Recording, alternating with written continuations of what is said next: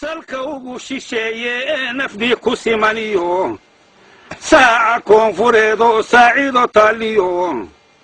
sinta bari galbeedkiyo sabarrada waqooyiga ummadda ku siman ee siqiir iyo kabiir bari kala sooci maayo waa ii wada sokeeyo soomaali baan ahay aan seeraari karino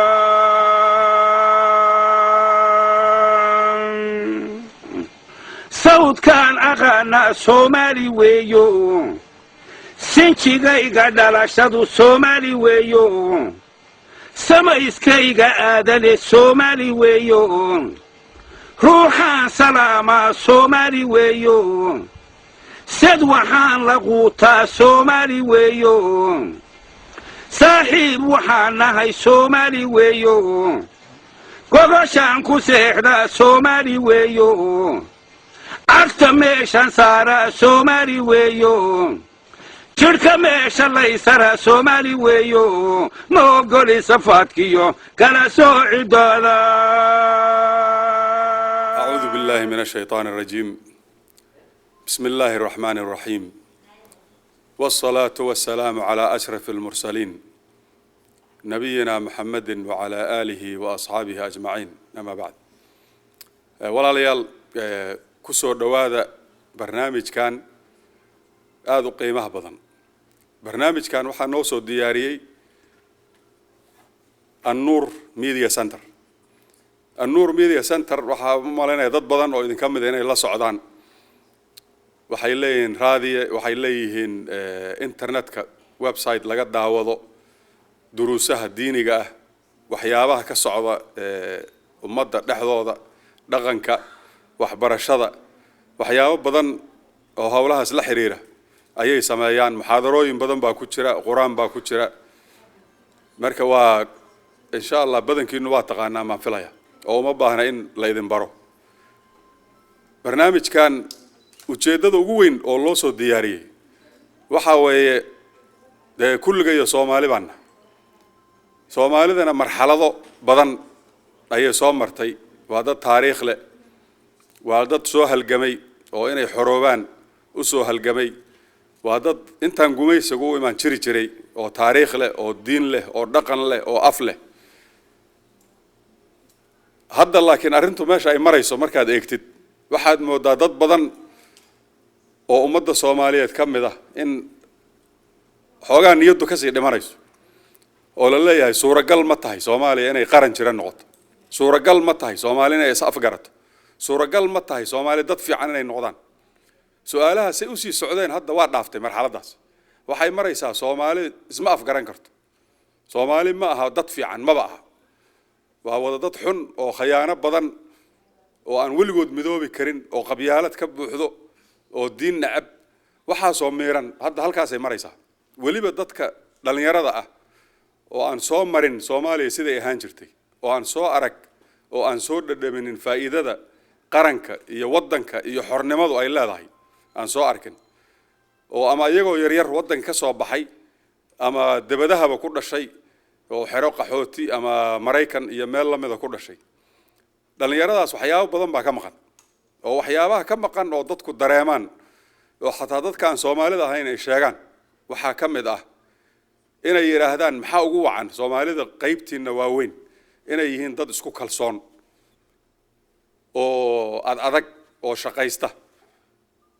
dadka dhalinyarada ahna say u badan yihiin ay yihiin dad kalsoonidoodu hooseyso oo waxa ay doonayaan aan si fiican u sheegan karin. waxa ugu weyn oo arrintaas keenay hal wax kaliya ma aha, laakiin waxa ugu weyn waxa weeye taariikhdii iyo waxay ahaayeen baa ka maqan. ummaddu hadday taariikhdeeda aysan aqoon, maalintaas uu joogana wuxuu yahay ma yaqaan, asaga laftiisa aan is aqoon. taariikhdu faa'iido badan bay leedahay. marka ujeedada ugu weyn oo barnaamijkan loo sameeyay waxa weeye in marka hore taariikhdayadii horta aan dib u fiirino oo dhalinyarada iyo ayaga annaga laftayada waaweyn aan is xusuusino inaan nahay dad taariikh leh. markaan is xusuusino ka bacdi aan fiirino maanta meesha aan joogno. taariikhdii hore haddaadan ogeyn maanta meeshaad joogtid haddaad fiiriso waxba ku tari mayso. haddaan dhahno sida dadka qaarkood ay doonayaan mustaqbal aan dhisno, haddaadan taariikhdaada aqoon mustaqbalka ma dhisi kartid. sababtoo ah waxaa la yiraahdaa qofka taariikhdiisa aan aqoon khaladaadkii uu soo sameeyay buu ku celceliyaa taariikhdaadii hore hadaadan aqoon waxaad soo martay dhibtii ku soo gaartay khaladkaad samaystay iyo wixii wanaagsanaa kala garan maysid marka insha Allah waxaan ku celin hadda aan microphone ku soo dhaweynayaa walaasheen Sahro Xuseen Mire oo macallimad Soomaaliyana wax ku soo baratay oo jaamacaddii la foola ka baxday Soomaaliyana macallimad bay ka ahaan jirtay Mareykankana macallimad bay ka tahay soo dhawow Sahro أعوذ بالله السميع العليم من الشيطان الرجيم بسم الله الرحمن الرحيم السلام عليكم ورحمة الله وبركاته دمان وما سنتين تتكين السوي من قلبت كلن كان رنتينا وحلقوا فانوا الحمد لله لأن يرد أني أقارتي إني تكنولوجي كنوه قاميان إني قصة حسان رقنكي يوحيالي لو باهنا إني دتكو أقادان واللي بدل يرد أنا يرير runtiina wax lagu farxay dhalinyarada yarada galabta halka wax la su'aalahay arin cajiib ay ka hadlayeen su'aalo dad waaweyn aysan garan karin marka waa wax lagu farxo runtii caruurta yaryarada saas weli dhaqankii wax xasuusanaysa maanta barnaamijkan waxa la iga soo qoray inaan kaga hadlo dhaqankeeni wanaagsana waxaadna moodaan qof walba hadlayba dhaqankii uu ka hadlayo marka wax yar baa ka soo haray hadii ilaahay idmo runtii dhaqankeena Soomaali haddaan dib u raacno waxaan ku nooleen dhaqan aad u wanaagsanaa oo leh is-aaminid isku kalsooni is-ixtiraam is-jeclaan waxasisiin kaasaan ku soo koray runtii Soomaalidu waa dad yar oo hal meel yar ku wada noolaa ninka ka soo safra geeska ilaa geeska kale wuxuu socon jiray asagoon sahay soo qaadan filahayana inuu qof kasta ku hoydo Soomaaliya oo marti qaadayo qof kasta ku hoydo inuu soo dhaweyno wax siinhayo qof kasta u yimaada inuu macnaha si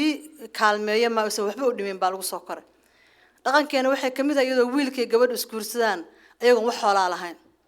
markuu gabadhaas guursadana dadka marka halka beesha degan ay xoolo gooyaan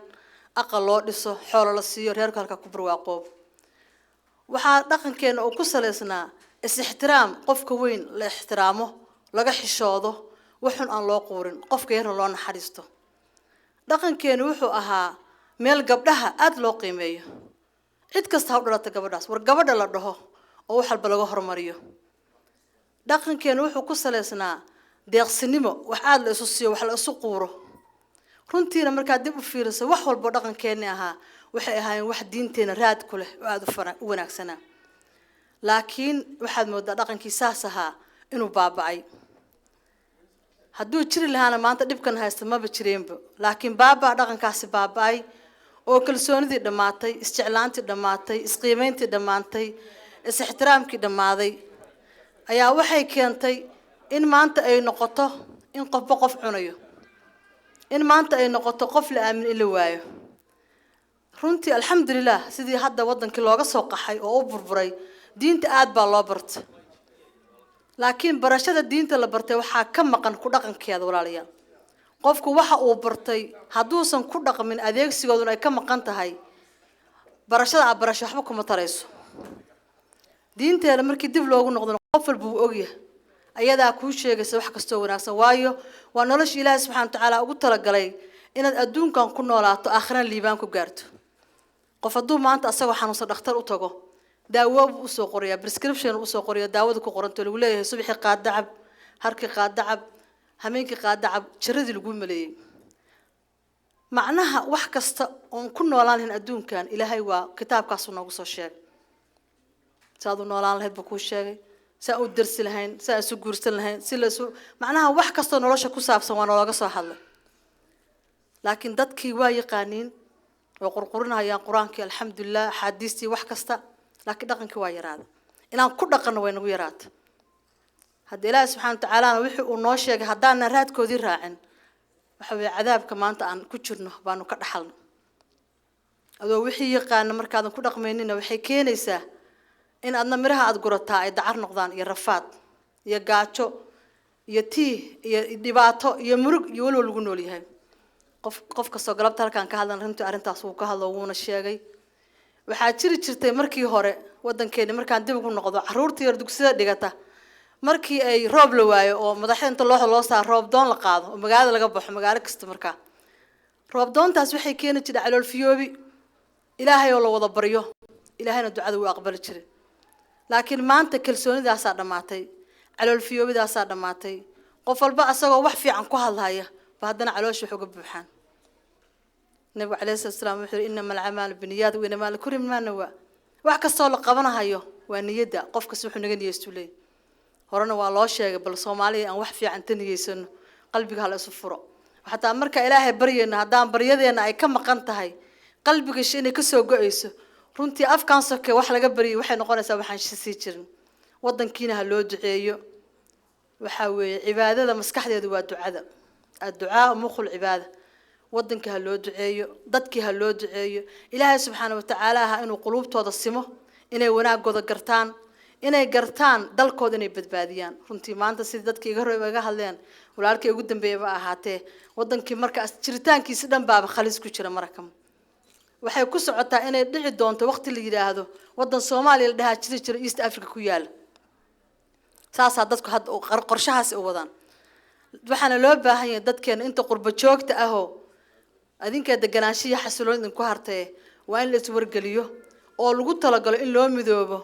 sidii loo muujin lahaa inay wadankii la badbaadiyo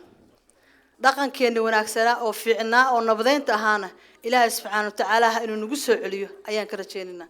gabayga wiilka halkaan ka tir runtii aad iyo aad qiimaha u lahaa oo moodidba inuu dadka u fiirsaday waa runtiis dhalinyaradeena marka arkaysa surwaal gacanta ku jiidahay waxa leedahay gacmihiisa labada haduu sii deeslaanto dhexda ku xirto aga fiicnaan lahayd meel walba oo nimaan runtii Soomaaliduna waxa weeye dad aad iyo aad u maskax fudud haddaad fiirso ma community-yaasha kale wadankan Mareykanka qolob maalin bay soo gashay ilaa 1600 waa la soo galay Soomaalida waa dadka ugu fudud oo hadiiba ka dhex siibtay dhaqankooda oo hadiiba ka dhex baxay oo aad u qaadan oo haba meeshii ma inay ku milmaan maanta waad arkaysaa runtii falxumadan dhex taala dhalinyaradeeni dhibaatada haysata heer maanta waxa la gaaray maanta mar downtown-kaas aan soconaa caradhan oo xiran basaalay waxa loo dabaalbaxayaa bal nimanka qabay naagaha qab dad badan oo Soomaaliya ku jira runtii waa wax laga yaqyaqsado maanta oo laga qaracmo waxaana keenaysa meel walba timaad dad ku dhex milanto oo waxa la qofku waxaas haysta raacdo haddii adna waxay ku dhamaanaysaa ummadina ma baabaado ilaa ay ka tagaan dhaqankooda iyo afkooda iyo diintooda markay ka tagaan waxay noqonaysaa ummadaas oo dhamaato dadka madowga naga soo horeeyay maanta markaad aragto meel uu ka yimid ma yaqaan African origin laga keeno runtii jidkaas waa ku sii soconaa ayagoo silsilada lagu wada la keenay anagana diyaaradna lagu wado laakiin waxaad ogaataa fikradu waa isku mid waa gumeysiga halkaan lagu keenay inaad ku milanto oo ku baabaado oo halkaan aad ku gablanto runtiina qof waxa la yiraahdo nin wada yirina ma dhameeynin nin ka aamusana wax yar uu ka sheegay Ilaahay subxaanahu wa ta'aala waxaan ka baryaynaa wadankeena noo badbaadiyo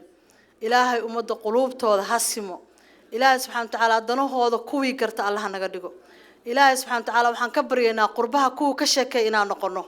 dibkiisa waan aragnay Ilaahay subxaanahu wa ta'aala wadankeena nabantu nooga dhigo oo dawlad islaam ku kalsoon nooga dhaliyo aan noqono kuwii ka sheekay barigi Mareykanka la jira ama barigi Yurub Allah naga dhigo awlaadina saciid Allah ka dhigo sayaasheena baari Allah ka dhigo ducadeena maqbuul Allah ka dhigo manficena xalaal Allah ka dhigo makaankeena janna Allah ka dhigo ducadeena tii la aqbal Allah ka dhigo kulankeena kii khayr Allah ka dhigo Ilaahay subxaanahu wa ta'aala ku diintooda ku dhaqmo oo ku dhinto oo ku dhaga Allah naga dhigo Ilaahay gafkeena iyo geerideena ma kulmiyo mawtul fajaha iyo masaa'ibta wareegaysa dhinac Allah naga mariyo Ilaahay subxaanahu wa ta'aala kaliya waxay Soomaalidu tiraahdaa masagadii kaliya ma dhex isku badbaad Allah naga dhigo alaashan waxa arkaysaa masaga maanta la tumahayo oo ka soo baxda xabad maxaa ishii wadata waxba ka baabin dadkii kulay wali wax xasuus dhaqankii baa jiray marka Ilaahay subxaanahu wa ta'aala ha nagu daro kuwa balaayada wareegaysa dhinac Allah naga mariyo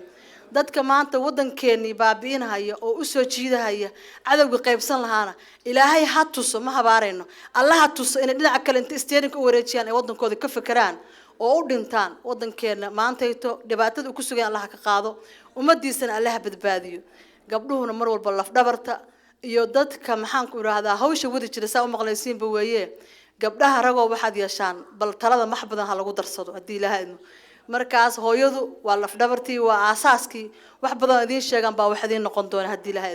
Ilaahay balaayada cirka jidha Allah naga raaro midda dhulka jidha Allah naga radeebo midda hore jidha Allah naga roorsho midda gadaal jidha Allah naga reebo midda geesaha Allah naga riixo dhax ku bar Allah naga dhigo awlaadeeni aniga Allah na badbaasho والسلام عليكم ورحمة الله gobashaan ku seexda Soomaali weeyo arta meesha saara Soomaali weeyo شركة ميش الله يسرى سومالي ويو موغولي صفاتكيو كلا سوعي دولا